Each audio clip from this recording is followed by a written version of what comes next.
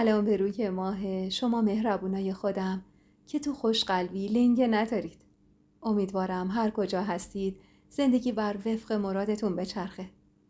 خیلی خوشحالم که یه شب دیگه سعادت یاری کرد تا بتونم مهمون خونه های گرمتون باشم.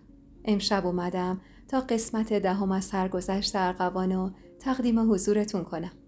امیدوارم از شنیدنش لذت ببرید. دوستتون دارم و همگیتون رو به خدای بزرگ میسپارم. و نفسم رو توی سینه حبس کردم. قلبم اما چنان تند میزد که صدای ضربانش رو با گوشام میشنیدم. مرام، چی شده؟ تو رو خدا حرف بزن.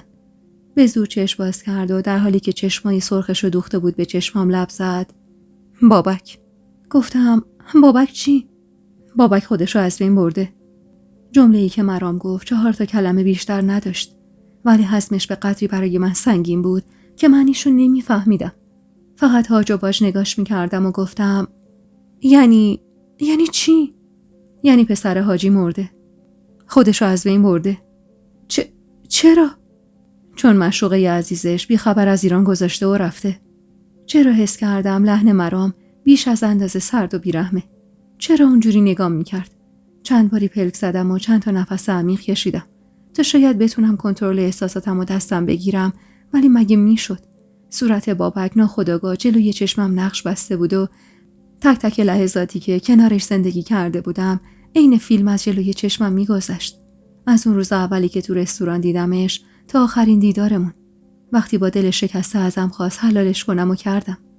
بی اختیار اشک داغی چکید روی گونه‌ام که همزمان باهاش مرا اخم کرد. تو چرا گریه میکنی؟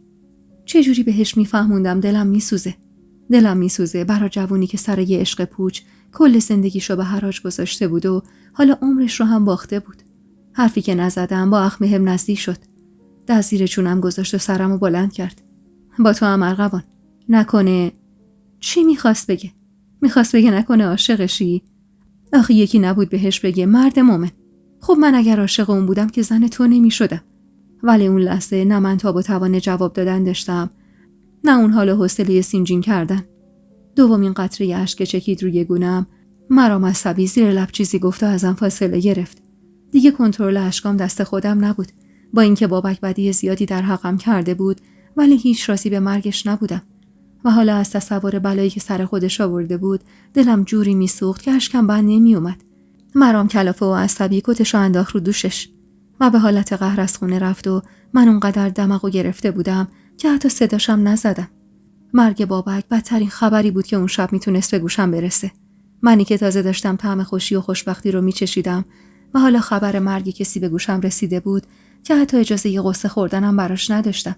اون شب تا خود صبح یه گوشه ی اتاق کس کردم و به پنجره خیره شدم و جفت گوشامو تیز کردم تا شاید خبری از مرام بشه، ولی نشد. از یه طرف نگران مرام بودم و از طرف دیگه قصه بابک روی دلم سنگینی میکرد. شاید اگر بابک به مرگ طبیعی مرده بود کمتر قصه میخوردم، اما با اون وضع، اونم به خاطر از دست دادن معشوقه‌ای که برای به دست آوردنش هر کاری کرده بود، زیاد از حد تلخ بود. درسته بابک خیلی بدی در حقم کرده بود، ولی خوبیایی هم کرده بود که باعث میشد اون بدی‌ها رو فراموش کنم. یعنی کلاً من آدم کینه‌ای نبودم. دمدمای صبح بود و دیگه اشک نمیریختم که صدای چرخیدن کلیدش توی قفل در خونه اومد. عین اسفند روی آتیش از جا پریدم. خونه‌ای که کل شب رو توی تاریکی فرو رفته بود، به واسطه یه دم صبح بودن کم کم داشت روشن میشد که هرسی دویدم سمتش و مشت محکمی تحت سینه‌اش کوبیدم. هیچ معلوم هست کجایی؟ بچه شدی مرام؟ به مرده حسادت میکنی؟ نمیگی یکی تو این خراب شده چشم انتظارت نشسته؟ انگار انتظاری این برخورد از من نداشت که بهت زده نگام کرد. حالا میتونستم بهتر ببینمش. چشماش قرمز بود، ولی نه از شدت خشم و حرص، بلکه برای اشک ریختن‌های پی در پی. شاید باورت نشه ارغوان، ولی اونی که مرده یه روزی رفیق فابریک من بود. لحنش چنان مغموم و گرفته بود که خجالت زده خودم رو جمع کردم.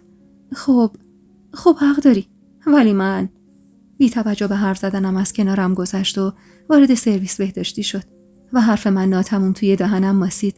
تنم از شوک رفتار سردش یخ بسته بود و میلرزید. پشت در سرویس وایسادم و صداش زدم. مرام جان، خوبی؟ نه یه محکم و پرهرسی گفت. لبامو به دندون گرفتم و گوشمو به در سرویس چسبوندم. صدای آب می اومد. آبی که بی دلیل باز بود و میتونستم برامو تصور کنم، در حالی که رو به آینه وایستاده و زل زده به صورت ماتم زده خودش و هیچ کاری نمیکنه.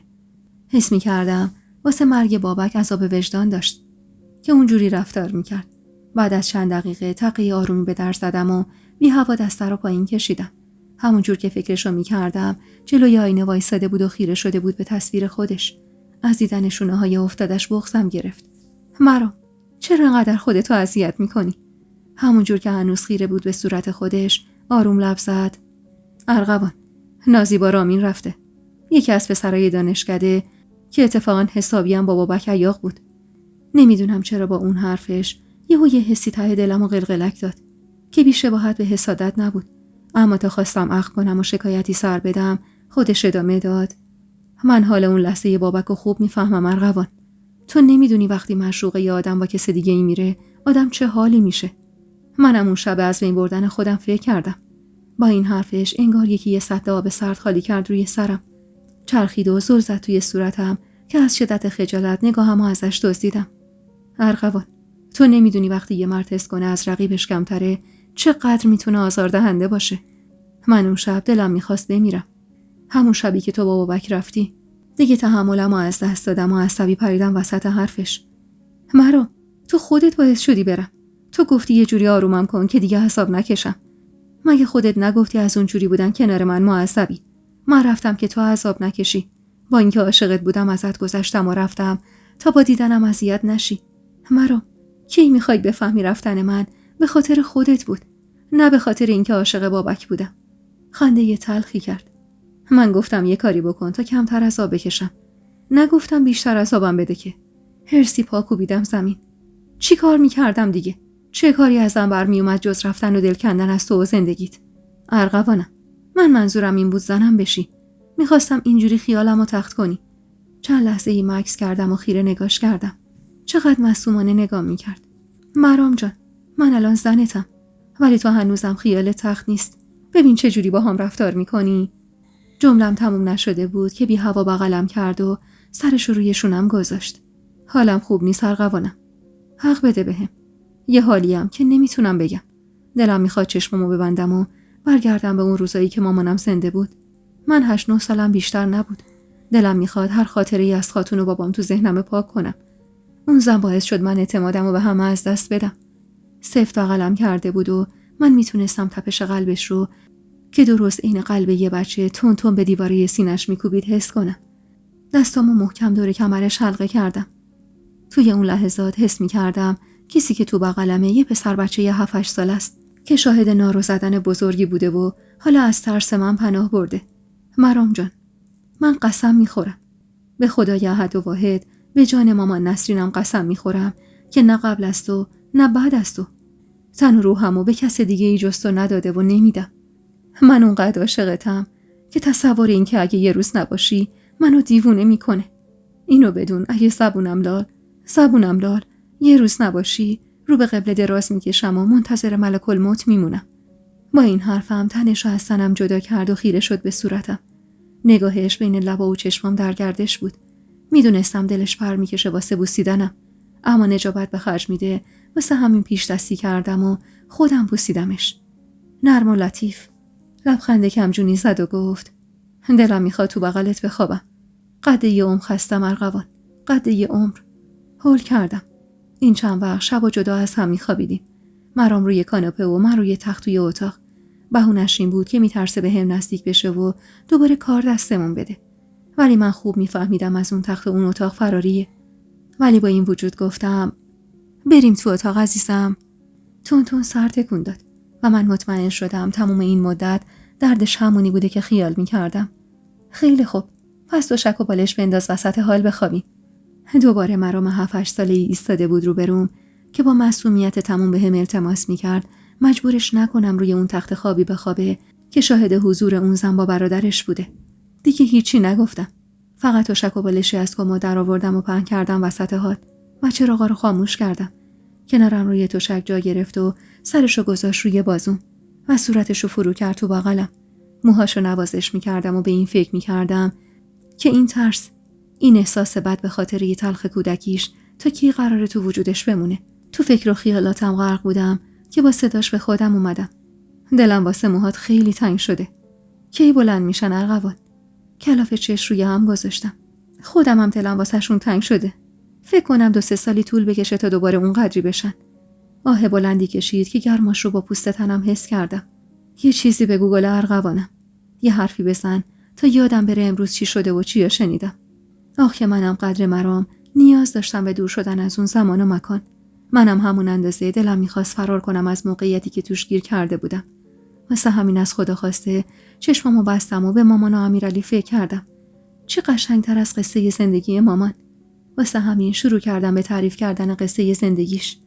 بدون اینکه بگم قصه مالکیه تعریف میکردم از مردی که ندیده بودمش و نه حتی میشناختمش. از دیدارای پاک معصومانه نسرین میگفتم و دست گل شکوفه های ارغوان. از خواستگاری که عین خرمگس معرکه پیدا شده بود و عشقی که به سرانجام نرسیده بود. اما از یه جایی به بعد به گریه افتادم. مرام سر از روی بازوم برداشت و با تعجب نگام میکرد. ارغوان جان، این قصه مال مامان نسرینه؟ با گریه سر تکون دادم که سری سر جاش نشست. مامانت عاشق امیرعلی بوده؟ بعد حمیدرضا نامی خواستگارش شده؟ بابای تو کدومه؟ پوزخند تلخی زدم. هیچ کدوم عزیزم. اسم بابام نصرته. با تعجب نگام کرد و بعد اخم ظریفی نشون ما بین ابروهاش. گفتی اسم روستاشون چی بود؟ شونه انداختم بالا. نمیدونم. هیچ اسمی ازش تو دفتر خاطراتش نیورده بود. چرا میپرسی؟ همینطوری. بغضم رو قورت دادم. نمیدونم. ولی میدونی چیه؟ خیلی دلم میخواد اون چند تا کاغذ پاره شده از دفتر مامانو پیدا کنم و بخونم. اینجوری انگار یه چیزی تو گذشته گم شده. سر روی بالش گذاشته بود و به سقف خیره شده بود و چنان غرق افکار خودش بود که اصلا متوجه حرفام نمیشد. میشنوی چی میگم مرام؟ دست با چه سر تکون داد. آره میشنوم. گفتی نمیدونی اسم روستاشون چی بوده نه؟ هیچ خبری از دایی نداری ارغوان؟ نه ندارم. سکوت کرد و منم عین خودش چرخیدم رو به سقف و چش روی هم گذاشتم. ولی اونقدر خسته بودم که طولی نکشید تا خواب مهمون چشمام شد.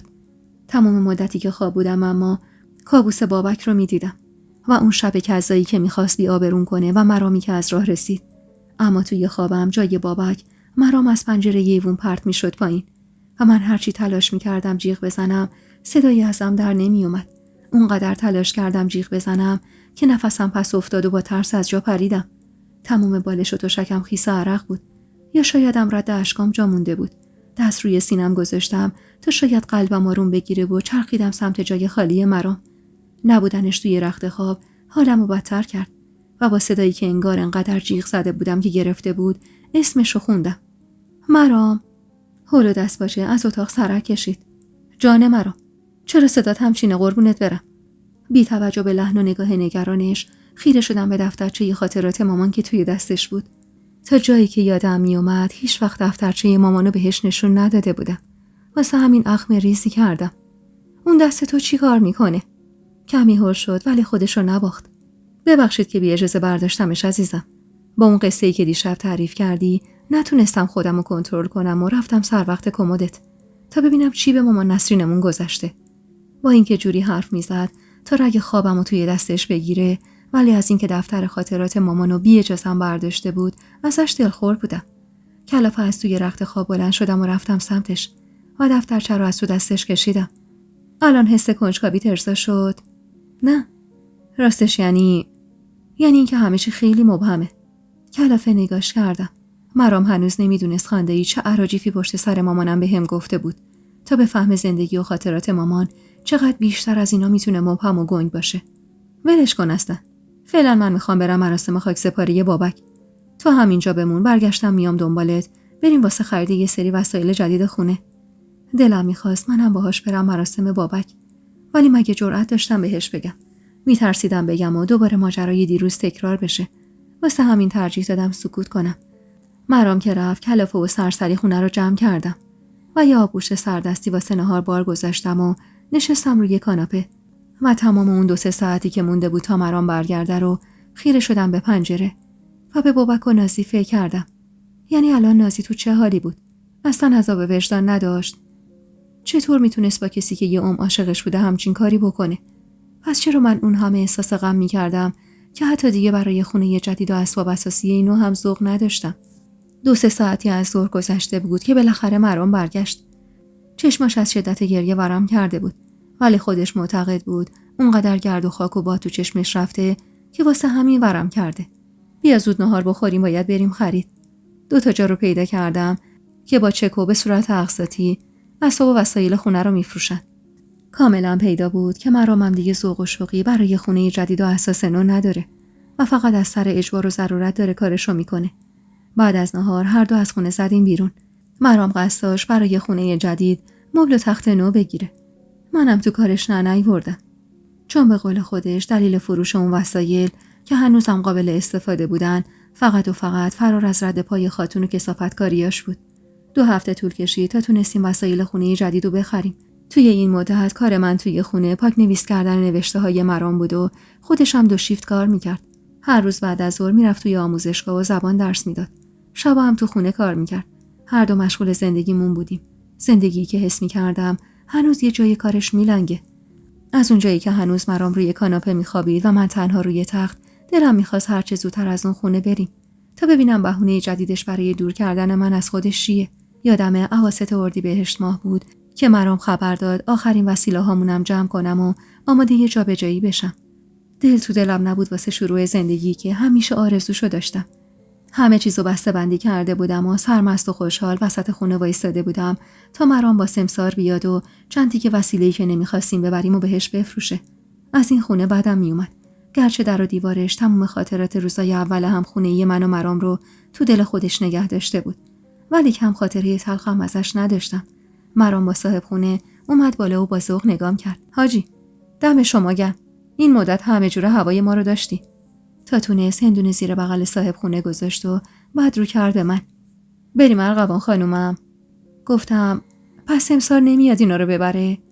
چش روی هم فشار داد و اومد نزدیکم و دستم رو گرفت. حاجی زحمتش رو میکشه. ما باید با اساسمون بریم. لبخند محجوبی زدم و از حاجی تشکر کردم و شونه به شونه مرام از خونه زدم بیرون. مرام تاکسی دربست کرد و پشت سر وانتی که اسبابمون رو میبرد راه افتادیم. از اون ورم قرار بود نیسانی که اسباب نو رو میاره دم در بهمون ملحق بشه.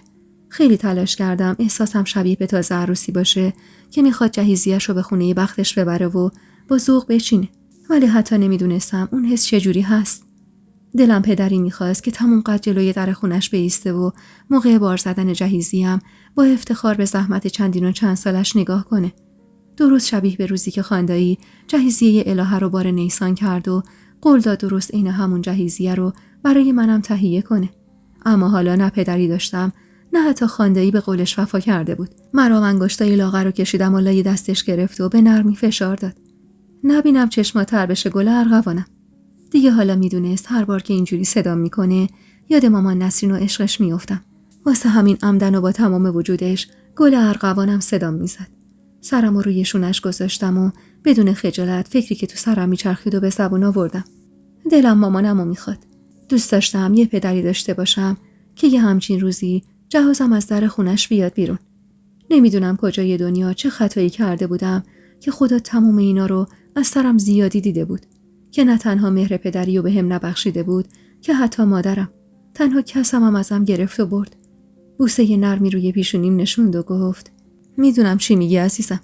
منم خیلی دلم میخواست که همچین روزی مامانم باشه. دلم میخواست تو همون کوچه کنارشون زندگی کنم. دوست داشتم هر روز عصر بریم ور دل مامان تا واسمون نون قندی و چای بیاره. اما میبینی که عزیزکم ما دوتا هیچ کسی رو جز هم نداریم. زیرکی همونطور که سرم روی شونش بود نگاش کردم. نمعش چشماشو پوشونده بود. سرم از روی شونش برداشتم و آروم لپشو بوسیدم. چقدر خوبه که دارمت عزیزم. تو خودت جای تمام نداشته هامو پر میکنی. لبخند پهنی زد و درست همون موقع وارد کوچه شدیم که من با ذوق سر جام میخ نشستم.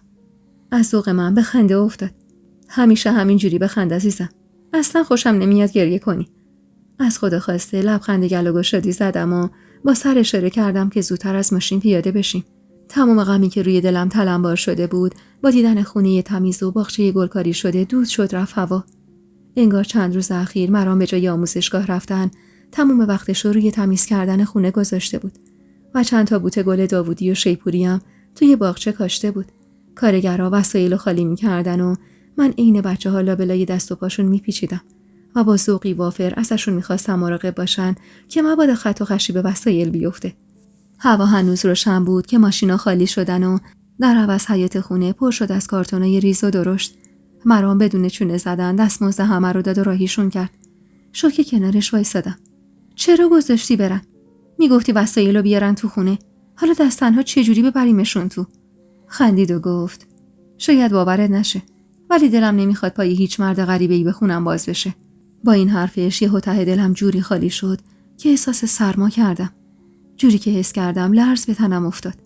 اما دست باچه و با ترس نگاه ازش دزدیدم و گفتم خب اما آخه کی اینا رو میبره تو؟ خودم، مگه چلاقم؟ ببین. آها. کارتون بزرگی رو زیر بغل زد و از پله‌های ایوون به زور رفت بالا. وحشت زده نگاش کردم. چطور میخواستم با این مرد زندگی کنم؟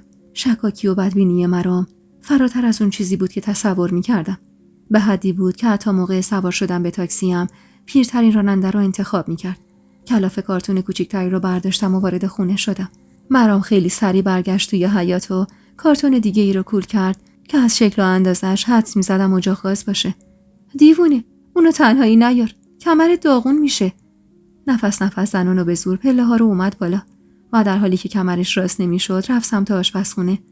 عصبی چرخیدم تا برم دنبالش که با دیدن پرده های مخمل کرم رنگی که جلوی تموم پنجره ها و در ورودی نصب شده بود آه از نهادم بلند شد. خوب یادمه چند بار بهش گفته بودم که دلم پرده حریر گلریز میخواد تا آفتاب دم ظهر از پشت پرده ها بشینه توی خونه و فضا رو تلطیف کنه. اما حالا این پرده ها نه تنها نوری ازشون رد نمیشد که حتی باعث تاریک تر شدن خونه و دلگیر شدنش میشد. چطوره؟ کارگر خوبیم؟ خدا وکیلی حال میکنی چه زوری دارم؟ مونده یخچال و لباسشویی؟ نگاه اخمو و خیرم رو به پرده ها که دید حرفشو خورد و کمی منومن کرد. به خدا میدونم دلت پرده حریر میخواد، ولی ببین اون روبرو دارن بنایی میکنن. یارو داره توی یه وجب جا آپارتمان 10 طبقه میسازه. رو کل خونه های محلم اشراف داره. حالا هی کارگراش میخوام بشینن خونه مردم رو دید بزنن. دیگه طاقتم تاق شده بود. هرچی تحمل کرده بودم دیگه بس بود. واسه همین عصبی پا کوبیدم زمین. اون وقت کارگرا بیکارن که بشینن خونه ما رو دید بزنن. مرام تو چت شده؟ مگه فقط تو زن داری؟ یه نگاه به دور و برت بنداز. ببین کی همچین پرده‌ای میزنه واسه کل خونش. اونم حتی واسه در. من چیکار دارم بقیه چیکار میکنن عزیزم؟ بقیه شاید غیرت ندارن. غیرت؟ تو به این زندونی که ساختی میگی غیرت؟ به خدا کسی به زن و زندگیت کار نداره. تو بی خودی بدبینی. پوزخندی زد و گفت من بی خودی بدبینم؟ ارغوان، من دیگه حتی به برادر همون خودمم اعتماد ندارم، چه برسه به 7 پشت غریبه. یادت نره چیه درباره مراد گفتی؟ پس من نگو بدبین. پرهرس نفسم و بیرون دادم. اوف، یعنی باید تقاص هیزی خانداداش تو من پس بدم؟ مرا این دلیل نمیشه چون دور و بریات آدمای سالمی نبودن به من بدبین باشی. اونقدری عصبی بودم که نمیفهمیدم چی دارم میگم و هر حرفم ممکنه چه زخمی به دلش بزنه. چند لحظه مات و مبهوت نگام کرد. بعد چشماشو روی هم فشار داد، جوری که انگار میخواست واسه زدن حرفی که تا نوک زبونش اومده بود وقت بکشه و اتفاقا خوبم موفق شد. ارغوان جان، الان جفتمون عصبانی هستیم. بهتره حرفامونو بذاریم واسه یه وقت دیگه. ببین منو، هیچ دلم نمیخواد اولین شبی که تو خونه خودمونیم با بحث و دعوا بگذره. بی توجه به تلاشش برای آروم کردن وضعیت داد زدم. نه، بعدی در کار نیست آقا مرا. من میخوام تکلیف زندگیم همین الان معلوم بشه. تا کی قراره اینجوری باشی؟ تا کی میخوای از ترس نارو خوردن و هیزی بقیه منو زندونی کنی؟ مرام که دید کوتاه نیستم اخ کرد و درست این خودم صداشو برد بالا. تا وقتی که اعتمادمو جلب کنی. میفهمی چی میگم؟ هیچ میدونی چند بار تو همین مدت کم به عشق من نارو زدی؟ نارو زدن که همش با غیر خوابیدن نیست. تو وقتی به خاطر پول پسم زدی به هم نارو زدی. وقتی بعد از اون همه زحمتی که واسط کشیدم ولم کردی و رفتی خونه بابات به هم نارو زدی. ارغوان، تو حتی با اون لعنتی نوشیدنی هم خوردی. باید زمان بگذره تا تموم این احساساتی که من تجربه کردم کم رنگ بشه. زمان. هر کلمه‌ای که از دهنش در می اومد زخمی میشد روی قلبم و دردش به جونم میشست. ولی زبونم همچنان دراز بود. من هر کاری هم باهات کرده باشم با رقیب نخوابیدم. فکر نکن یادم میره همون شب اولی که از پیشت رفتم نازی رو قبول کردی و کشوندیش تو بغلت. با چنان حرصی این حرفو زدم و دندون روی هم فشار دادم که صدای قرش قرش دندونام بلند شد. مرام چند لحظه نگام کرد و بعد یه پوستخند مسخره زد. یعنی میخوای بگی همچین شناختی از من داری؟ فکر میکنی من همچین آدمیم؟ معلومه که هستی.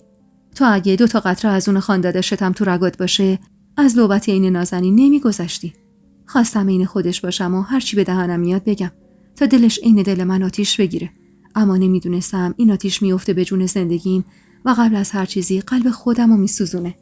دوباره چند لحظه سکوت کرد و فقط نگام کرد. انگار که باورش نمیشد این حرفا از دهن من در اومده باشه. بعد دوباره حق کرد و چند بار دهنشو باز و بسته کرد، ولی هیچ صدایی ازش در نیومد. دست به کمر وایساده بودم روبروش تا جوابمو بده، ولی اون ترجیح داد با سکوتش آتیش هم بزنه. مرام خوب بلد بود چجوری تنبیهم کنه. بدون اینکه حرفی بزنه تنهام گذاشت و کاری کرد که تا مدت‌ها فکرم درگیر نازی و اون شب بشه. اون شبی که خیلی تلاش کرده بودم برای فراموش کردنش، در حالی که همیشه یه گوشه از ذهنم درگیرش بود، ولی به روی خودم نمی آوردم. مرام که رفت تو حیاطو با خشم افتاد به جون کارتونا. تازه یادم افتاد به اینکه واسه یه پرده پیزوری و الکی چه گندی زدم به رویاهای خودم.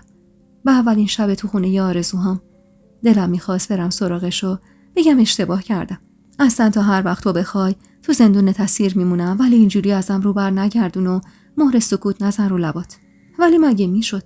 اون تهمونده غروری که از ارغوان مونده بود اجازه نداد برم سراغشو. ترجیح دادم همونجا بشینم و به حال وقت کوتاه هم زار بزنم.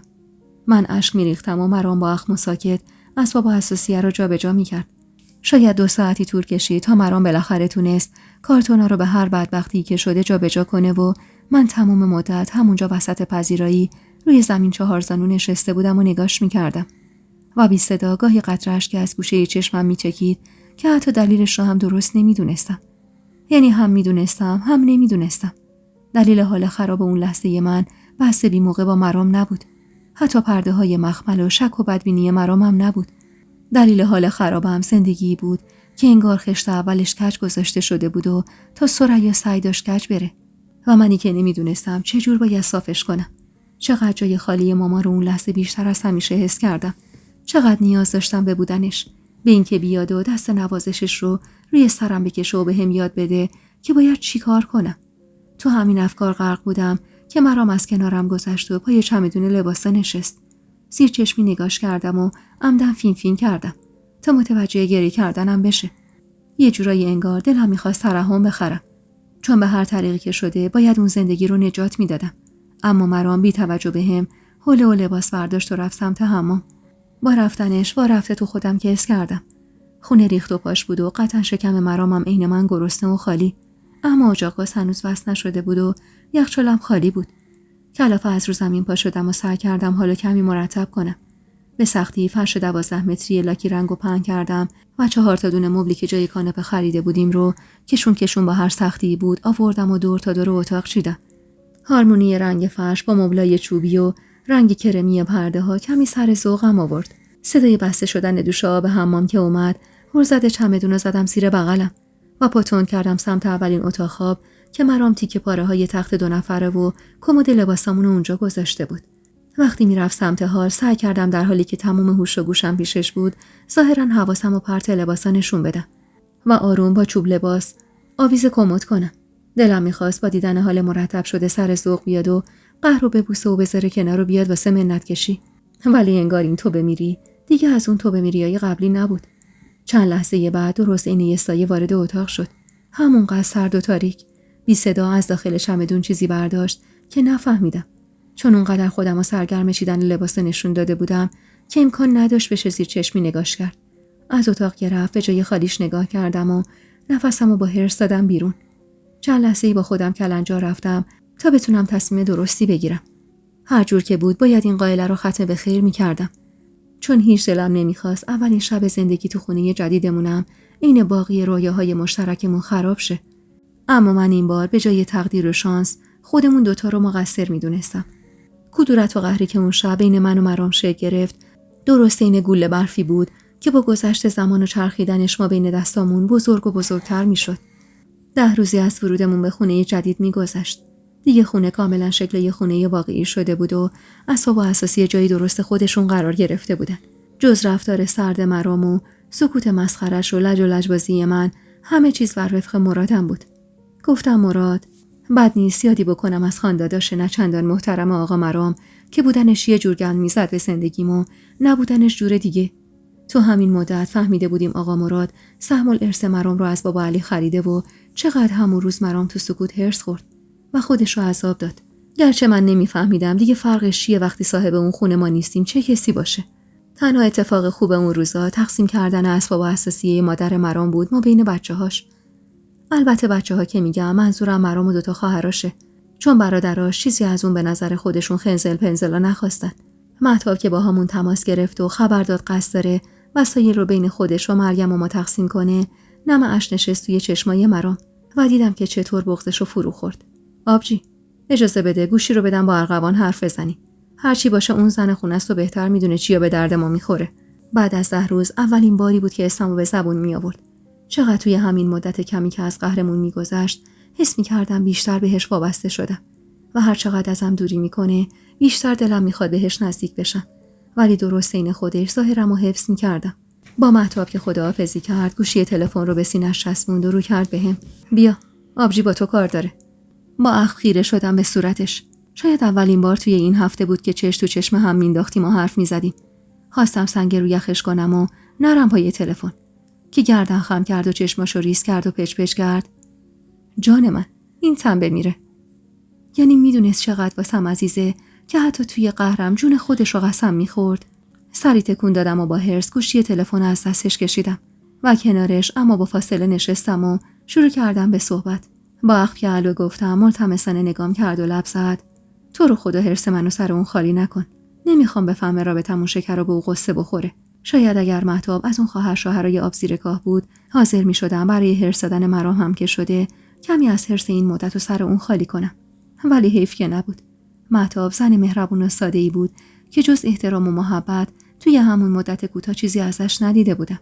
واسه همین لبخند زدم و باهاش احوالپرسی گرمی کردم و به وضوح دیدم که نگاه مرام رنگ آرامش به خودش گرفت. بعد از کمی که از هر دری گفتیم مهتاب از روی لیست وسایل مامان واسم خوند و من هر جا که اسمی کردم نیازه با ذوق و بغض میپریدم وسط حرفش. آخ آخ آخ آره قوری و سماورشو بذار واسه ما.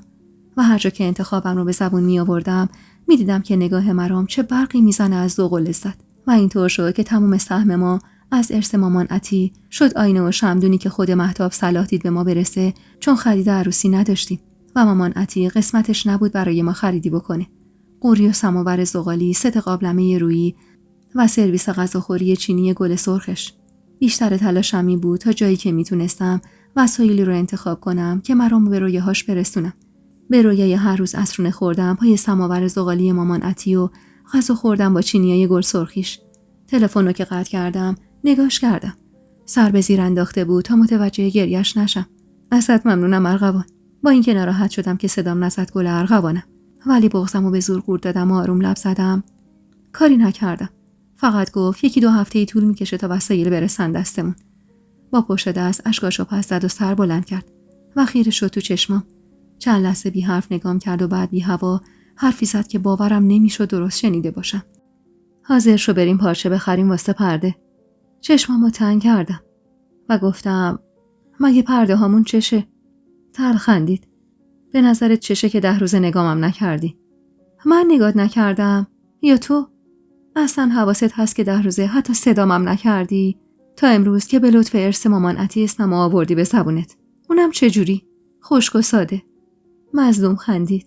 ناراحتی که دیگه بهت نمیگم گل ارغوانم؟ از شدت بغض صدام لرزید. معلومه که ناراحتم. به قول خودت من و تو جز هم کیو داریم که همینم از دست بریم. با ذوق بیشتری خندید و به زور کشوندم تو بغلش. با حرص و کمینه سعی کردم مانعش بشم، ولی زور مرام بهم میچربید. خب تو که اینقدر زبون نرم و نازکی داری چرا همش نیش میزنی دختر؟ دهن کجی کردم و گفتم آخ آخ آخ. قربون تو که فقط از دهنت قربون صدقه در میاد. خوب میدونی بعدم میاد نادیده گرفته بشم و تمام این 10 روز با هم عین یه سایه رفتار کردی. خب ازت دلخور بودم. گفتم خب من هم دلخور بودم، اما دلیل نمیشه که بی خودی هی کشش بدیم. اصلا توجه کردی سر یه بحث کوچیک چه گندی به رویاهامون زدیم؟ اتفاقا دلخوری منم سر همین بود. حرصم از این بود که سر یه پرده مخمل گند زدی به کل رویاهامون. اه من زدم یا تو زدی آقا مرام؟ خندید و همونطور که محکم منو تو آغوشش گرفته بود شروع کرد بوسیدن صورتم و همونطور که میبوسید گفت باشه سرتق خانم، من زدم، ولی بیا و قبول کن که یکم زمان لازمه تا من و تو خوی همدیگر رو برداریم و با هم چفت بشیم. همونطور که تو بغلش بودم تو چشماش زور زدم. قبول دارم، ولی بیا قول بده دیگه هیچ وقت اینجوری قهر نکنی. از این به بعد اگه دلخوری هم بود باید با حرف زدن حلش کنی. مگه ما بچه‌ایم که با هم قهر کنیم؟ پشت پلک نازک زوری دستشو گرفتم و محکم تکون دادم. قول؟ باشه، قول. حالا پاشو برو حاضر شو بریم پارچه بخریم. من اما به جای اینکه پاشم بیشتر تو بغلش فرو رفتم و آروم لب زدم. لازم نیست. فعلا همینا خوبه. با سکوت مرام فهمیدم پیشنهادش از ته دل نبوده و فقط برای آروم کردن من قصد داشت پرده ها رو تغییر بده. و چقدر از تصمیم خودم خرسند بودم. به قول مرام باید زمان میگذشت و ما خوی همو پیدا میکردیم و چفت هم میشدیم تا دلش آروم بگیره. آتش بسی که اون روز بینمون شکل گرفت به لطف ارث مامان عطی بود و کاملا ظاهری. ته دل من هنوز از حرفاش شرکین بود و از رفتار مرامم میفهمیدم دلش هنوز با من صاف نشده. دیگه تمام وقت بینمون سکوت نبود، اما همچنان گل ارغوانم صدام نمیزد و هنوزم شباشو توی حال با رخت خواب تک نفره میگذرون و من توی اتاق روی تخت 2 نفره جدید میخوابیدم. کلافه بودم و نمیدونستم دیگه باید چی کار بکنم. هر روزی که با اون وضعیت میگذشت من عصبی‌تر میشدم و حس میکردم مرام دیگه هیچ حسی بهم نداره. اونقدر فکر و خیالای ناجور به سرم میزد که گاهی فکر میکردم نازی برگشته. حتی شبا کابوس میدیدم و تا خود صبح توی تخت اشک میریختم و صبح که پا میشدم میدیدم مرام رفته. دیدن رخت خواب خالی وسط پذیرایی باعث میشد بیشتر به افکار مسخره‌ای که گریبان ذهنم رو گرفته بود دامن بزنم. خوب یادم 4 شنبه بود و دقیقاً 5 روز از آتش بس و قول و قرارمون میگذشت که با صدای ممتد تلفن که چندین و چند بار قطع شده بود و دوباره از سر گرفته شده بود از تخت خواب گرم و نرمم جدا شدم و زیر لبی فوش نثار مزاحم کله سحری که باعث شده بود از خواب ناز بیدار بشم کردم و راه افتادم سمت پذیرایی. سر راه رخت خواب خالی رو با حرص لگد کردم و رفتم سمت تلفن که اونقدر زنگ خورده بود که دیگه داشت نفسای آخرش رو میکشید. گوشی رو برداشتم و به حالت توپیدن گفتم بله. سلام ارغوان جون، خوبی عروس خانوم؟ بعد موقع زنگ زدم، نکنه خواب بودی؟ با شنیدن صدای خجل مهتاب از اون سر خط کمی خودم رو جمع و جور کردم و نیم نگاهی به ساعت دیواری انداختم. ساعت 11 ظهر بود و هیچ دلم نمیخواست خواهر محبوب شوهرم بفهمه تا لنگ ظهر میخوابم. واسه همین خندیدم. نه بابا، خواب کجا بود؟ حمام بودم. آخ قربون تو دختر، حتما داری واسه فردا حاضر میشی. پس مزاحمت نمیشم. فقط خواستم بگم رفیق مرام راه افتاده بیا تهرون. اساس مامان عطی رو هم دادم بیاره واسهتون. بی توجه به ادامه حرفش گفتم فردا مگه چه خبره؟ با خنده گفت وا 16 اردیبهشت دیگه. چشممو ریز کردم و گفتم خب وا خب یعنی چی؟ ارغوان مگه نمیدونی تولد مرامه؟ یهو ته دلم خالی شد و از شدت خجالت لب گزیدم. اما سری خودم رو جمع کردم و گفتم معلومه که میدونم. اینقدر کار رو سرم ریخته که الان هول شدم نفهمیدم چی دارم میگم. صدای ذوق زده‌اش تو گوشی پیچید. آخ قربونت برم. حتمی میخوای واسش تولد بگیری؟ آره. بمیرم واسهتون که از ما دورید. خیلی دلم میخواست بیام واسه تولدش. ولی خب میدونی که نمیشه. اگه ما بیایم بابا علی و خاتونم میان. اون وقت اوقات داداشم بیخود تلخ میشه. ذهنم اونقدر مشغول شده بود که درست متوجه نمیشدم مهتاب چی میگه. فقط الکی لب میزدم. آره جاتون حسابی خالیه. مهتاب بالاخره بعد از کمی حرف زدن از این ور و اون ور قطع کرد. من اما بعد از قطع شدن تلفن همونجا گوشه پذیرایی نشستم و سر زدم به رخت خواب خالی. گرفتن یه جشن تولد 2 نفره برای مرام بهترین موقعیت بود برای رفع و رجوع کردن تمام دلخوریای بینمون. ولی میترسیدم تو ذوقم بزنه و دلخوری پیش اومده بینمون رو بزرگتر کنه. اونقدر فکر رقیب رو تو سرم بزرگ کرده بودم که حالا قد علم کرده بود جلو و مانع از انجام هر کاری میشد. واسه همین تصمیم گرفتم اول از مرام مطمئن بشم، بعد واسه فردا برنامه بریزم. میخواستم خودم رو بهش نزدیک کنم و اگه دست رد به سینم نمیزد، حاضر بودم واسه خوشحال کردنش هر کاری بکنم. صبحونه نخورده پا شدم و خونه رو جمع و جور کردم. ملحفه رخت خوابش رو در آوردم و به بهونه چرک شدن تو ماشین انداختم. قصد داشتم واسه نهار قیم بادمجون بار بذارم. غذای مورد علاقه مرام. ته دلم اما یه امیدی جمع شده بود که به هم انگیزه میداد. نمیدونم اون امید از کجا یهو سر و کلش پیدا شد، ولی هر چیزی که بود باعث میشد با ذوق و شوق بیشتری کارامو بکنم. خونه که دسته گل شد و بوی قیمی جا افتاده و بادمجون سرخ شده کل خونه رو برداشت، تازه تو آینه به خودم نگاه کردم. پشت لبام سیبیلی سبز شده بود که مرام واسه داشتنش باید یه هفته اصلاح نمی‌کرد. انگشت روی ابروهای پرپشتم کشیدم و آروم زمزمه کردم: قطعاً مامان نسرینم هم راضی نیست من اینجوری جلوی تازه دومادش بگردم. باید یه دستی به سر و صورتم بکشم. ولی از اونجایی که هیچ استعدادی توی این کارا نداشتم، باید میرفتم سالن تا یه کاربلد کارشو انجام بده. توی همین فکر و خیالا بودم که زنگ تلفن دوباره به صدا در اومد و من به خیال اینکه حتما دوباره مهتاب پشت خطه و چیزی رو یادش رفته بهم بگه، گوشی رو برداشتم و الو زنگداری گفتم.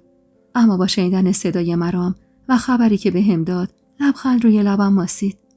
ارغوان جان، شما امروز ناهارتو تنها بخور. من تا شب خونه نمیام. بوق کرده لب ورچیدم. اما من قیم بادمجون پختم. بخور نوش جونت. من امروز کارم زیاده. تا آخر شب نمیام. گوشی رو که قطع کرد، لگدی سر پایه میز تلفن کردم و پا شدم و با هرس زیر قابلمه قیمه رو خاموش کردم و به تخت خوابم پناه بردم. فکرم حسابی مشغول بود. دلم میخواست افسار زندگیمو توی دستم بگیرم و بعد از مدت‌ها که رنگ آرامش ندیده بودم، کمی آروم بگیرم. دلم میخواست زندگیم عاشقانه آروم و یک نواخت باشه. تنم بریده بود از اون همه و استرابی که این مدت به دوش کشیده بودم. اینقدر فکر کردم و اشک ریختم تا نمیدونم کی خوابم برد. عشقم، دیدی بالاخره راضی شدی با من بیای؟ دیدی تهش هیچی عشق اول نمیشه؟ نازی دست انداخته بود دور گردن مرام و با اشوه‌ای کشنده نگاش میکرد و حرف میزد. مرامم از اون ور قهقه میزد و میگفت: میدونستم تو آخرش کار خودتو میکنی. وحشت زده نگاشون میکردم. خونه خودمون بود. همون خونه‌ای که با هزار ذوق و آرزو اساسش رو چیده بودم. چرا هرچی تلاش میکردم جیغ و داد کنم، صدایی ازم در نمیومد. انگار فلج شده بودم که نه توان راه رفتن داشتم، نه حتی صدایی ازم در میومد. نازی مرامو کشید رو تخت خواب و خودشو تو آغوشش جا داد. تخت خواب من بود. همون تختی که من شب و روز و تنهاییمو روش میگذروندم. تلاش کردم داد بزنم که ناخودآگاه چشمم باز شد. دم روی تخت خوابیده بودم و کل بالش زیر سرم مثل خیلی از وقتها خیس اشک بود. هاج و واج به دور و برم نگاه کردم. اتاق تاریک بود و جز من کسی نبود.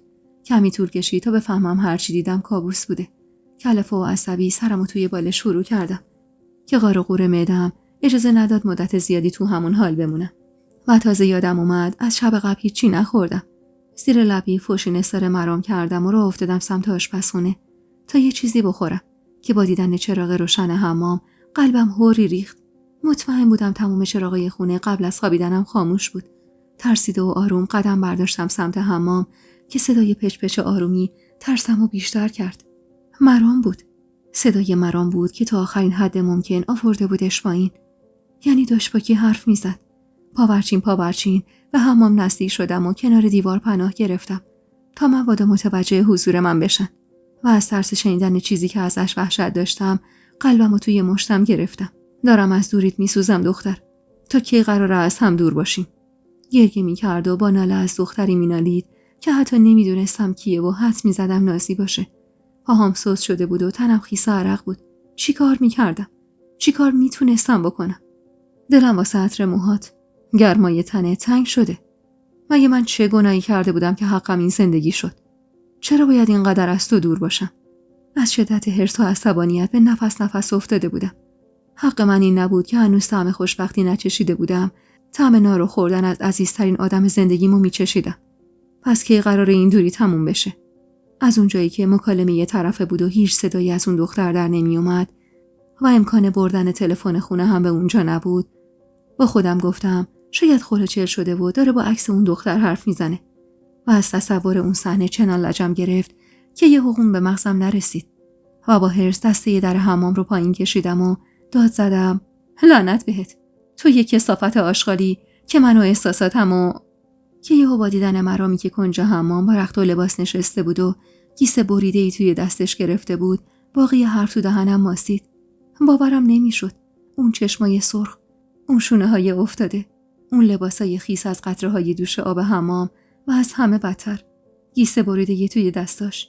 باید خوشحال می بودم که پای دختر دیگه‌ای در میون نیست، یا ناراحت که شوهرم انقدر با هم غریبه بود که جای حرف زدم با خودم با گیسه بریدم درد و دل می کرد. نگاه مات و مبهوتمو که دید سر به زیر انداخت و این بچه‌ها شروع کرد به گریه کردن. من گند زدم به زندگیمون ارغوان. نمیدونم هم چجوری درستش کنم. دلم میخواد برگردیم عقب. هرچی خطا کردیم پاک کنم و از نو بسازمش. من اصلا بلد نیستم این زندگی رو نجات بدم. با صدای لرزون و لحن غمبارش بغضم شکست و قطره‌های اشک دونه دونه چکید روی گونم. چی میگفتم بهش؟ اصلا چی میشد بگم به این مرد؟ عین مترسک جلوی در حمام وایستاده بودم و پا به پاش اشک میریختم و هیچ حرفی نمیزدم که خودش به ناچار از روی زمین بلند شد و اومد سر وقتم. خوبی ارغوان؟ یه نگاه به سر تا پاش انداختم و گفتم خوب؟ واقعا انتظار داری خوب باشم؟ مرو، هیچ میفهمی الکی چی به روز منو خودت آوردی؟ اگه جای این گیسه بریده درد تو به خودم میگفتی، الان حال روزمون این نبود. تو یه جوری از من فاصله گرفتی که من تمام این مدت فکر میکردم پای یه زن دیگه در میونه. بعد میشینی تو هموم با موهای من زار میزنی. تا کی قرار بود این حرفا رو تو دلت نگه داری؟ تو دلم نگه داشتم چون چاره‌ای نداشتم. چون زدنش هیچ دردی ازمون دوا نمیکنه. چون خاطره ها هیچ وقت پاک نمیشن. چون زندگی ما درست این گیسه بریده شده است. دیگه چسب نمیشه. عصبی گیسه موهامو از دستش کشیدم و پرت کردم تو سبد حمام و داد زدم این چیه عین آینه دق نگه داشتی؟ بچه شدی؟ خیر سرت مردی. من میخوام یه عمر به همچین آدمی تکیه کنم. نگهش داشتم چون هر بار میدیدمش یادم میومد چه ظلمی در حق تو کردم. پوزخندی زدم. نه نترس. راستشو بگو. نگه داشتی تا به خیال خودت یادت نره من چه نارویی بهت زدم. آره، من تو زندگی تو شدم همون زن بدکاره شعرت. پلک روی هم فشار داد که با حرص مشتی حواله شکمش کردم. چیه؟ خجالت میکشی؟ آره. مغموم و خجل نگام کرد. دردم همین ارغوان. چجوری میشه این خاطره ها رو از ذهن تو پاک کنم؟ چجوری این حرفا رو از مغزت بشورم؟ من هنوزم فکر میکنم تو به زور زنم شدی. از فکر این که از سر ناچاری زنم شدی دارم روانی میشم. تو یه راهی پیش پام بذار ارغوان. تو بگو چجوری درست کنم این زندگیو. مستاصل تر از خودش نگاش کردم. مرام از من میخواست کمکش کنم. اونم واسه نجات زندگی که خودم نیاز داشتم یکی راهی واسه نجاتش پیش پام بذاره. تو این مدت دروغ نگم 1000 بار به این فکر کرده بودم که اگه مامان نسرینم زنده بود حتما میتونست کمکم کنه. اما حیفا و دریغا که نه تنها مامان نسرینم که حتی یه فامیل نداشتم که بتونم بهش اعتماد کنم، یه دوستی که بتونم باهاش درد و دل کنم و اون راهنمام باشه. نگاه غمگین و درمونده‌اش حالمو خراب میکرد. بغضمو به زور خورد دادم و دستشو تو دستم گرفتم. به قول مامان نسرین فقط مرگی که چاره نداره. چاره کار من و تو هم جبرانه. ما هم میتونیم جبران کنیم. من و تو میتونیم با جبران کردن تمام این خاطره ها رو بشوریم. تو میتونی با قایم نکردن احساسات تو به زبون آوردنشون اون زخما رو از دلم پاک کنی. و من با موندنم به پای تو و این زندگی بهت ثابت میکنم اگه زنت شدم از سر ناچاری نبود، بلکه با میل و رغبت خودم بود. فقط شاید به خاطر شرایطی پیش اومده یکم زودتر این اتفاق افتاد. من عاشقتم. اونقدری که این مدت از ترس نارو زدنت هر شب کابوس نازی رو میدیدم. خندی درست این مرام روزای اول. مظلوم و معصوم و بیریا. نارو، آخه قربونت برم. من اگه میخواستم برم با نازی که همون روزایی میرفتم که اصلا هیچ نشونی از تو نبود. نه الان که تمام وجودم عشق تو رو داد میزنه. ته دلم حب قند ریزی آب شد. اما نه اونقدر زیاد که بشه باهاش تلخی روزای گذشته رو از یاد ببرم. و گفتم ببین وقتی میگم حس تو به زبون بیار واسه همینه. تو ازم فرار میکردی چون خیال میکردی به زور زنت شدم. از اون ور من غصه میخوردم که به هم نزدیک نمیشدی و فکر میکردم سر جای دیگه گرمه. اگه امشب اینجا نمیدیدم تو این وضع همچنان همینجور ادامه پیدا میکرد، به خدا تهش به جدایی میرسیدیم. اخم کرد و نرم بازومو فشار داد. زبونتو گاز بگیر ارغوان. به خدا آتیش میزنم این خونه و زندگی و اگه بخوای یه روز ازش دل بکنی. خندیدم و گفتم خوبه برو دوشتو بگیر تا من برم غذا رو گرم کنم. بعد بیا با هم بیشتر حرف میزنیم. و خواستم از حمام برم بیرون که چشمم به گیسه بریده‌ای توی سبد افتاد و نیم نگاهی به مرام انداختم که اونم درست عین خودم خیره شده بود بهش. عصبی خم شدم و گیسو برداشتم. اینم میبرم سر به نیست میکنم که هر چی میکشم از گور همینه. خندید و منم به زور خندیدم و در حمام پشت سرم بستم و کمی اون طرفتر به دیوار تکیه زدم. تو دلم پر از احساسات در هم بر هم بود. خوشحالی، غم، ترس.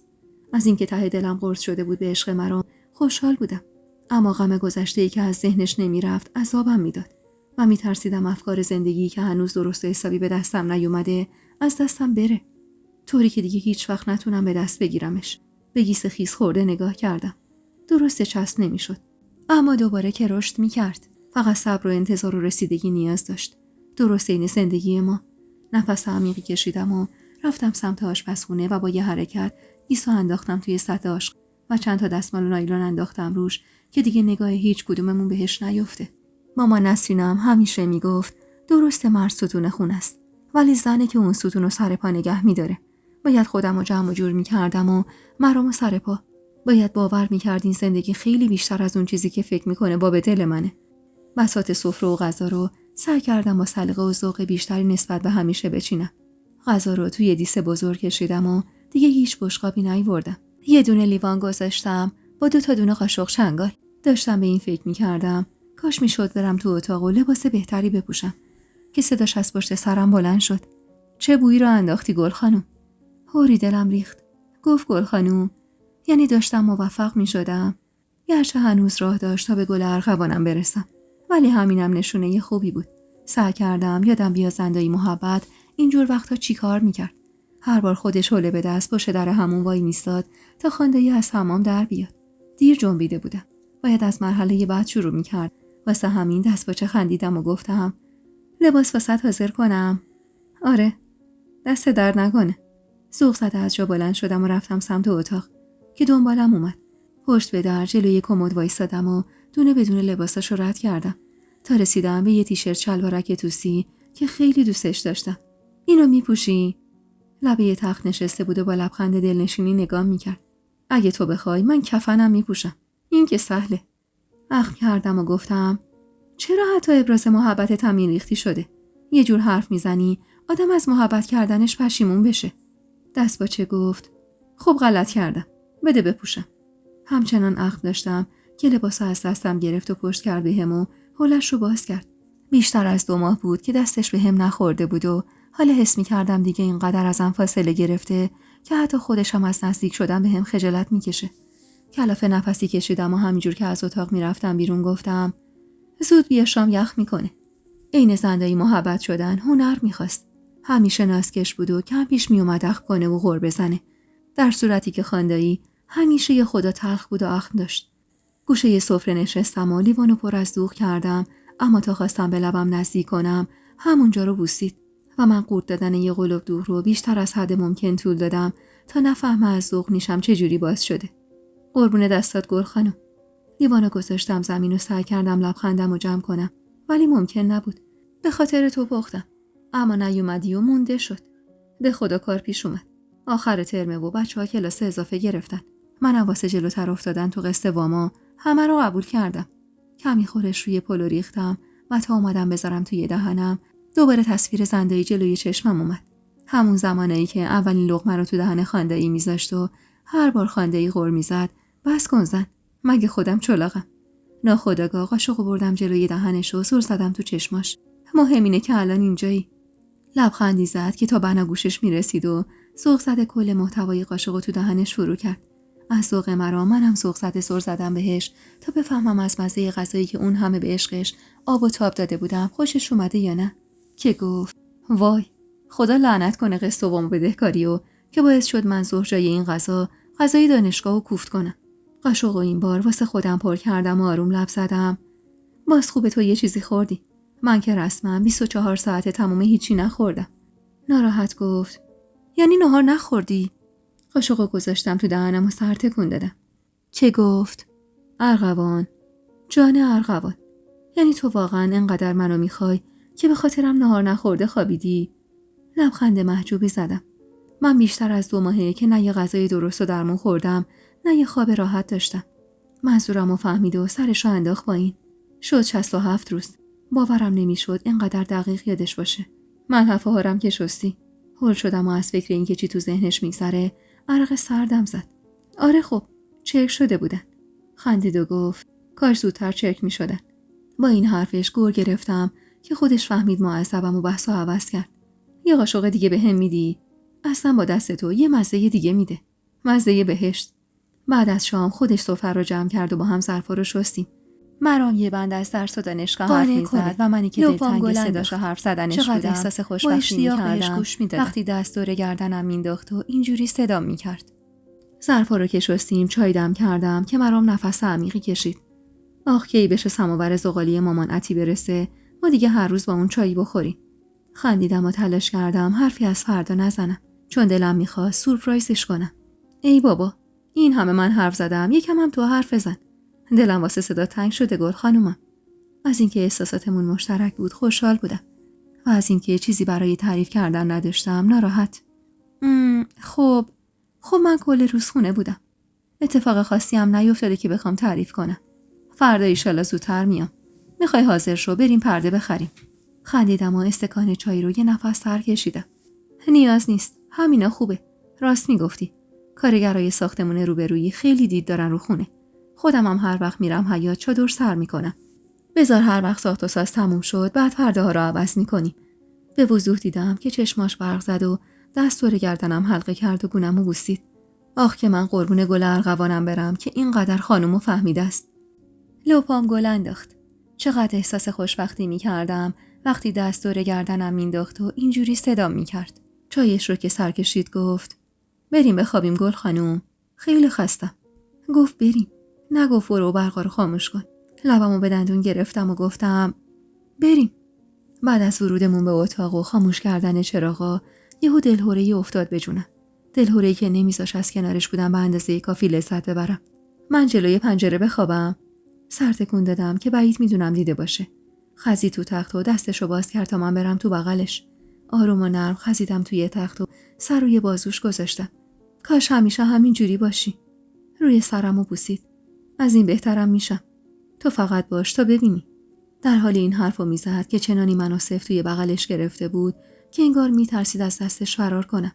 صدای ضربان قلبش رو گوش میدادم. منظم بود و آروم. از خدا خواستم هیچ وقت این صدا رو ازم نگیره. چون دیگه نفسم به نفس اون بند بود و بدون اون این دنیا رو نمیخواستم. اونقدر به صدای نفس و ضربان قلبش گوش دادم که بالاخره پلکام گرم شد و خوابم برد. خوابی عمیق و دلنشین. عجیب بود که دیگه هیچ خبری از کابوس و نازی و اون نارو زدنا نبود. یه بند تا خود صبح خوابیدم و حتی گمونم غلطم نزدم که مبادا از آغوشش در بیام. صبح که چشم باز کردم هنوز سرم روی بازوش بود. از اینکه جای رخت خواب خالی وسط حال صورت غرق خوابش رو میدیدم روحم تازه شد. به ساعت رو پاتختی نگاه کردم. 10 صبح بود. آروم از تخت پایین اومدم و رفتم سمت آشپزخونه تا صبحونه حاضر کنم.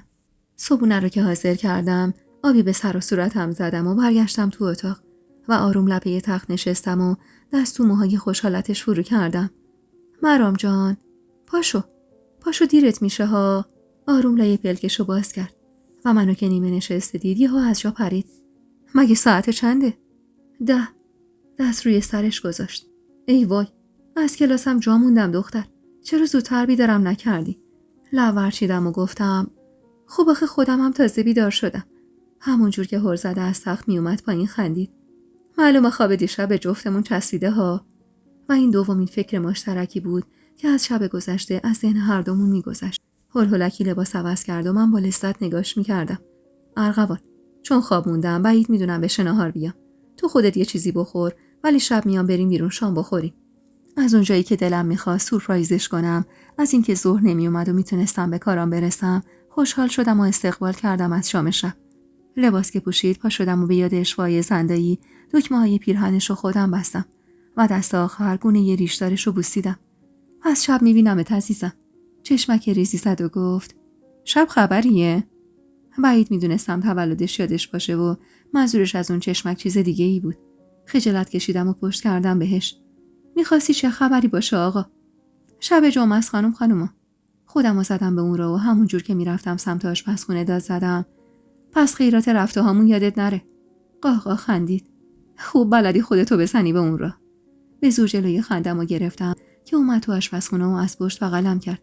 اصلا از همین صبونه محشری که چیدی معلومه واسه شب برنامه ریختی. لحن شوخ و شیطون بود. حسابی هم سرمست و کیفور. هرسی سوقلمی به پهلوی زدم. خیلی نامردی. مگه اولین باره واسه سینی میچینم؟ آخ، آره به خدا. الان 2 ماه و نیمه زنمی یه بار پا نشدی واسم صبونه حاضر کنی بعد رقم کنی. اصلا تا حالا دست به دکمه‌های پیرهن من خورده بود. از این که داشت حق میگفت حقو بهش میدادم، اما خودمو نباختم و گفتم: درست این خودت آقا مرام. چند بار تو تختمون واسم بغل باز کردی و تا صبح موهامو نوازش کردی. جای این که ناراحت بشه لباش تا بناگوش کش اومد. پس دوست داری شیطون؟ نه. پس فکر کردی مرض دارم؟ والا به خدا که منم زنم. خودشو به هم نزدیک کرد و گفت: جدی میگی؟ تو زنی؟ من تا الان خیال میکردم مردی که. گیج نگاش کردم که قشقش خندید. به خود تار سیبیلات قسم. به هم برخورد، ولی اونقدر از ته دل میخندید که خندم گرفت. اما سعی کردم لبخندم رو جمع کنم و گفتم: خیلی بیشعوری. همونطور که میخندید به هم نزدیک شد و یه بوسه آتشین مهمونم کرد. قربون همین سیبیلات برم که قد مال خودم پرپشته. فقط بی زحمت یه لقمه برام بگیر که دیرم شده. دست آخرم محکم بغلم کرد و سرشو فرو کرد تو گردنم. شب میبینمت گل خانومم. اون روز حالم با روزای گذشته 180 درجه فرق داشت. حس میکردم خونه از همیشه روشن‌تر و دلبازتره و بوی عطر مرام همه جا پیچیده. با خیال راحت صبونه خوردم و برنامه هام فکر کردم. قید نهار پختن رو زدم. تصمیم گرفتم از خونه بزنم بیرون. میخواستم با کل پولی که داشتم یه دستی به صورتم بکشم و کمی برای شب خرید کنم. مانتوی ساده مشکی پوشیدم با شلوار جین و شال مشکی. کیفمو کج روی شونم انداختم و کتونی پام کردم که مبادا از زیادی پیاده راه رفتم پاهام اذیت بشن. تو محل 2 تا آرایشگاه بود. جلوی در آرایشگاهی که تابلوش به نظرم نوتر میومد وایسادم و منتظر موندم تا یه مشتری ازش بیاد بیرون و نگاه کنم ببینم چه ریختیه. یه رو بی طول کشید تا پیرزنی از سالن اومد بیرون که پشت پلکاش سرخ و صورتش حسابی متورم بود. نتونستم چیزی تشخیص بدم و رومم نشد چیزی ازش بپرسم. به ناچار و مستعسل پرده رو کنار زدم و وارد شدم. درسته این سالن هیچ شباهتی به سالنی که اون بار اول با بابک رفته بودم نداشت. اما خب فعلا بهتر از هیچی بود. ولی خب وارد شدم به اون آرایشگاه برای اصلاح ساده همان و ساعتها گرفتار شدن اونجا و مش و رنگ کردن موهام همان. اونقدر خانم آرایشگر که اسمش فرناز خانم بود سر و زبون داشت که تونست منی رو که میدونستم مرام چقدر رنگ مشکی موهامو دوست داره رو قانع کنه که خودم و موهامو بهش بسپرم تا اونا رو مش و رنگ کنه. یادمه وقتی با موهای خیس جلوی آینه نشستم تازه یادم افتاد نزدیک به 4 ساعته که از خونه زدم بیرون و ممکنه مرام بارها با تلفن خونه تماس گرفته باشه و هیچ خبر نداره من کجا. تازه از اون بدتر قرار بود رفیقش اساس مامانعتی رو بیاره. با این افکار دلشوره افتاد به جونم. اما از اون طرف فرناز با سشوار افتاده بود به جون موهام. انگار ماشین رختشویی کهنه زندایی وسط دلم را افتاده بود به رخت شستن. همونقدر تند و پر سر و صدا و پر حرکت. کار فرناز که تموم شد جای اینکه تو آینه به خودم نگاه کنم به ساعت مچیم نگاه کردم. دقیقاً 5 دقیقه به 4 بعد از ظهر بود. آب دهنم رو با ترس قورت دادم و چشم از ساعت گرفتم و این نگاه هولی انداختم با آینه. تو نگاه اول زنی رو دیدم با پوست سفید، با ابروهایی که حالا باریک‌تر شده بود و به رنگ قهوه‌ای در اومده بود، با چشمای سیاه کشیده و دماغ قلمی و لبای گوشتی که دیگه سیاهی سیبیل پشتش زیباییش رو نمی گرفت. دست آخر نگاهم به موهاش افتاد. موهای پسرونه که کمی فقط قد یه بند انگشت بلندتر شده بود و حالا رنگش اصلا دخلی به رنگ چند ساعت قبلش نداشت. زمینه موهام قهوه‌ای تیره بود و لابلاش تارای طلایی در اومده بود. یهو تموم استرابم دود شد رفت هوا و لبخند گل و گشادی نشست روی لبم. چقدر این ارغوان به چشمم زیبا و دلربا می اومد. به قدری با چهره جدیدم کیفم کوک شده بود که میدونستم اگر ناز کل پولم بخواد بهش میدم. اما شکر خدا هزینه‌ای که برای کارش ازم گرفت تقریباً 1/4 کل بودجه من بود. با لبی خندون و چشمی پر از ذوق لباس پوشیدم و از آرایشگاه زدم بیرون. باید میرفتم خونه و با مرام تماس میگرفتم. باید منتظر میموندم تا رفیقش از راه برسه و ارثیه مامانعتی رو تحویل بده. 2 کوچه رو بدو رد کردم و از خم کوچه خودمون که گذشتم از دور چشمم به پیکان سبز رنگ رفیقش افتاد و قلبم شروع کرد به تندتر زدن. شالمو جلوتر کشیدم و قدممو تندتر کردم. سلام آقا مسعود. ببخشید معطل شدید. الان درو باز میکنم. مسعود هم سن و سال مرام بود و اکثرا مسافرکشی میکرد و نگاهش به شدت محجوب و سربزیر بود. سلام آرومی داد و از ماشین پیاده شد تا کارتونا رو در بیاره. در رو 4 تاق باز کردم که صداش کمی بلندتر شد. والا 10 دقیقه هست اینجا. چند باری هم در زدم، کسی که جواب نداد مجبور شدم به مرام زنگ بزنم. گفتم در رو باز نمی کنید. گفت سعی میکنه خودش رو برسونه. ته دلم یهو خالی شد. از اونجایی که نمیدونستم مرام ممکنه چه واکنشی نشون بده، هیچ دلم نمیخواست اولین برخوردمون با این سر و ریخ جلوی چشم رفیقش باشه. کارتونا رو که جلوی در پله گذاشت، نفس عمیقی کشیدم و گفتم چیزی میخورید براتون بیارم؟ بی زحمت یه لیوان آب. از خود خواسته دویدم سمت خونه تا برای شربت خنکی درست کنم و به همین بهونه به مرام زنگ بزنم و جلوی اومدنش رو بگیرم. البته اگه دیگه کار از کار نگذشته بود. تا کیفمو پرت کردم روی مبل و خواستم برم سمت تلفن، با صدای زنگ گوشخراشش یکی خورده و دستپاچه گوشی رو قاپیدم. الو ارغوان، هیچ معلومه کجایی؟ 1000 بار زنگ زدم. به خدا دیگه داشتم مرخصی ساعتی رد می‌کردم بیام خونه. بابا مردم از نگرانی. گفتم رفته بودم آرایشگاه. چند لحظه ای سکوت کرد و من تلاش کردم از صدای نفساش بفهمم عصبی یا آروم. آرایشگاه واسه چی؟ لحنش به نظر چندان عصبی نمیومد. واسه همین کمی آروم شدم و گفتم رفتم یکم به خودم برسم که دیگه شوهرم بهم نگه قد خودم سیبیل داری. صدای قشقش خندش که از اون سر گوشی بلند شد، دیگه واقعا نفس آسوده‌ای کشیدم و پرده مخمل و کمی کنار زدم تا ببینم رفیقش داره چی کار میکنه. در خونه نیمه باز بود و تموم کارتونا وسط و اونم ایستاده بود وسط حیاط. آخ. پس بگو دارم خودم رو واسه شب حاضر میکنم. خندیدم و گفتم فعلا باید برم. رفیق تو حیاته. خندش رو خورد و گفت زود راهیش کن بره. خودم شب کارتونا رو میارم تو. چشم آقا مرام. چشم. قربون همون 2 چشم سیاهت گل ارغوانم. خداحافظی کردم و گوشی تلفن رو به سینم چسبوندم و نفس عمیقی کشیدم. چقدر حال دلم اون لحظه خوب بود. انگار 2 بال پشتم در اومده بود و قدرت پرواز داشتم. لحظاتی بعد مسعود راهی کردم تا بره. اما بعد از رفتنش دلم طاقت نیاورد تا اومدن مرام صبر کنم. واسه همین زورکی کارتونا رو کشوندم تو خونه و دونه بدونه بازشون کردم. 4 کارتون بود که 3 اساس مامان عطی بود و یکیش خوراکیه که آبجی مهتاب واسمون گذاشته بود. از شیبید و نعنا خوش گرفته تا رو بعنار و ترشی و شور و گردو. کارتون آینه شمدونو که باز کردم با دیدن قاب عکس کوچیکی که کنارش بود و عکس من و مرام تو روز عقدمون توش جا خوش کرده بود، لبخند به لبم نشست. دست نوشته یه مهتاب و از روی قاب برداشتم. تقدیم به بهترین داداش دنیا.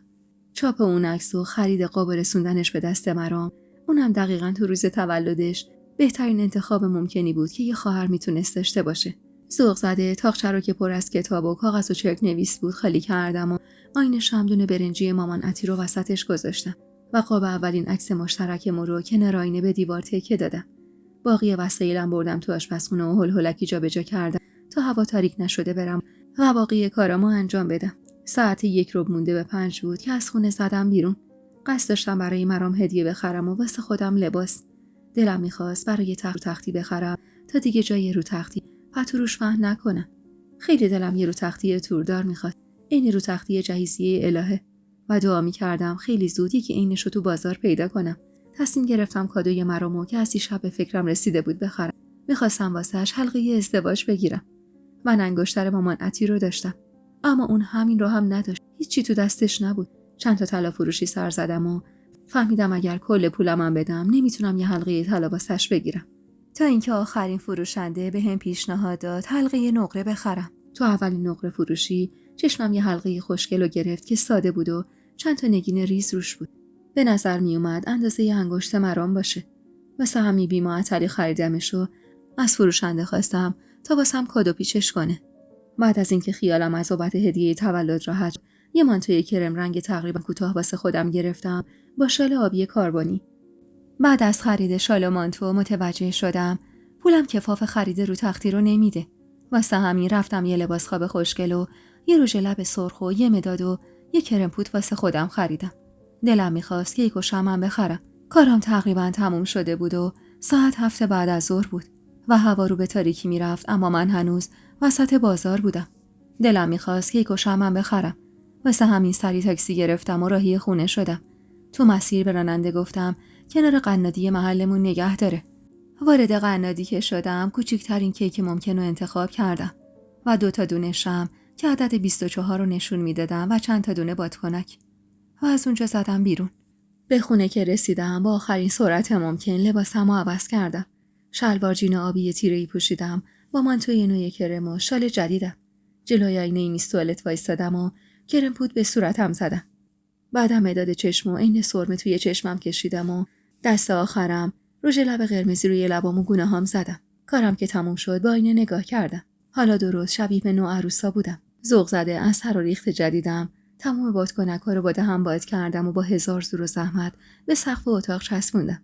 پتوی روی تخت مرتب کردم و حسرت خوردم که چرا پولم به خرید رو تختی نرسید. کیکو از جعبه درآوردم و شمع رو روش چیدم و روی تخت کنار هدیه‌ام گذاشتم. همه چیز حاضر بود جز مرام. کمی دلهره داشتم که به مرور داشت بیشتر میشد. به ساعت مچیم نگاه کردم. ساعت از 8 گذشته بود و مرامی که قرار بود ساعت 8 خونه باشه خبری ازش نبود. کیفمو برداشتم و نگاه آخر تو آینه به خودم انداختم که صدای زنگ در بلند شد. هر زده به در نگاه کردم. مرام کلید داشت. هیچ وقت موقع ورود به خونه در نمیزد. قلبمو تو مشتم گرفتم و تقریبا دویدم سمت در و با صدای لرزونی داد زدم کیه؟